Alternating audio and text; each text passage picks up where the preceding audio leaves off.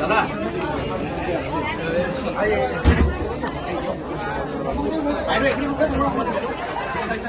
মই সিংহ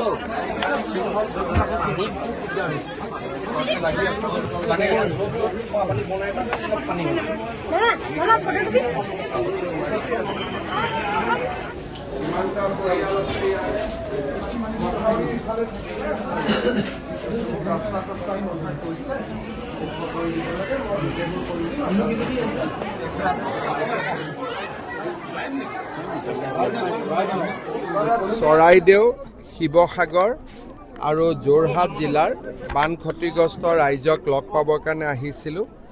বিশেষকৈ চৰাইদেউ, নাজিৰা, শিৱসাগৰ এই তিনিওটা স্থানত ৰাইজৰ দুখ কষ্ট দেখি সঁচাকৈয়ে মনটোত বহুত আমি সকলোৱে কষ্ট পাইছোঁ। কাৰণ এনেকুৱা বানপানীৰ বিভীষিকা এই জিলা দুখনে আগতে কেতিয়াও পোৱা নাছিল। যি কাৰণতে নহওক কিয় এইবাৰ অভাৱনীয় বানপানী হ'ল। মানুহৰ ঘৰৰ ছালৰ ওপৰেদি পানী গৈছে, কেইবাজনো লোকৰ মৃত্যু হৈছে, ঘৰ বাৰী ভাঙি গৈছে, পশু ঘৰত থকা গৰু ছাগলীৰ মৃত্যু হৈছে আৰু ৰাইজৰ মাজত এক অবৰ্ণনীয় দুখ আৰু যন্ত্ৰণাৰ সৃষ্টি হৈছে।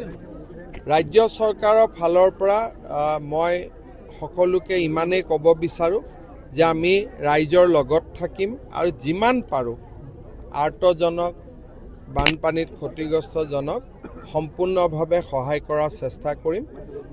ইতিমধ্যে আমাৰ মন্ত্ৰী বিমল বৰা, সুশান্ত বৰগোহাঁই ইয়াত আছে, স্থানীয় বিধায়কসকলেও কাম কৰি আছে আৰু মই এতিয়া জিলা আয়ুক্তৰ লগতো বহি কি তেওঁলোকৰ অসুবিধা আছে, গুৱাহাটীৰ পৰা কিবা সুবিধা লাগিব নেকি, গোটেইখিনি মই কথা পাতিম আৰু যিমান পাৰোঁ ৰাইজক সহায় কৰিম।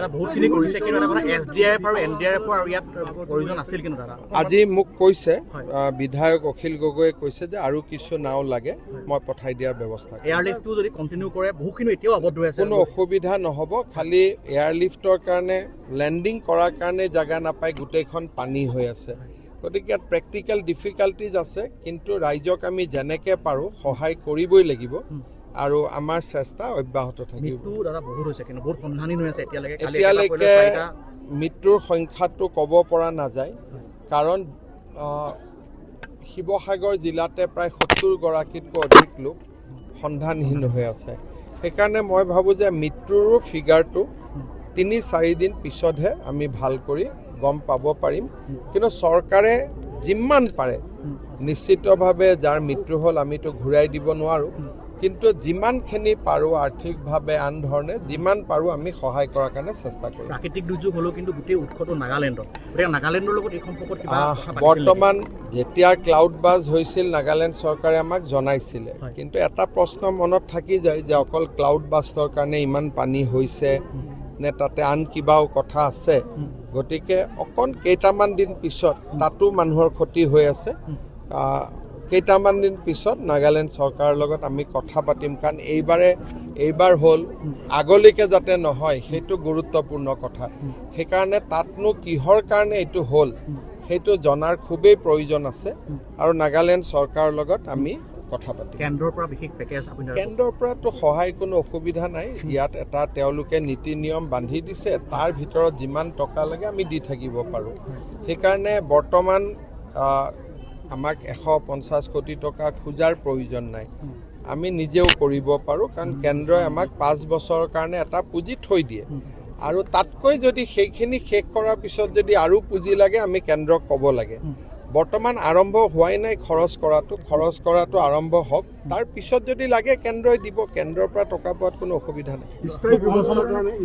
এইটোতো স্থায়ী ব্যৱস্থাৰ কথা। এনেকুৱা য'ত বানপানী হৈছে তাত আমি মথাউৰি বনাইছোঁ, ভগৱানৰ আশীৰ্বাদত এইবাৰ সাধাৰণতে বানপানী হোৱা জেগাত এটাও মথাউৰি ভঙা নাই বা ৰাইজৰ ইমান ক্ষতিও হোৱা নাই। এইটো এটা আগতে নোহোৱা নোপোজা ঘটনা। এতিয়া ইয়াৰ প্ৰতিকাৰ কি জানিবৰ কাৰণে প্ৰথম বেমাৰটো বুজিব লাগিব যে নাগালেণ্ডত কি হৈছিলে। কেইটামান দিন ৰখিলে আমি গোটেই কথাখিনি গম পাম। খুব কম সময়ৰ ভিতৰতে অসম চৰকাৰে দ্বিতীয়টো প্ৰাকৃতিক দুৰ্যোগৰ সন্মুখীন হৈছে। যি আছে আমিতো জানোৱে যে অসমত বানপানী আমাৰ এটা এৰাই চলিব নোৱাৰা সমস্যা আমি সাজু হৈ থাকিব লাগে 375 দিন ৰাইজৰ লগত আমি থাকিম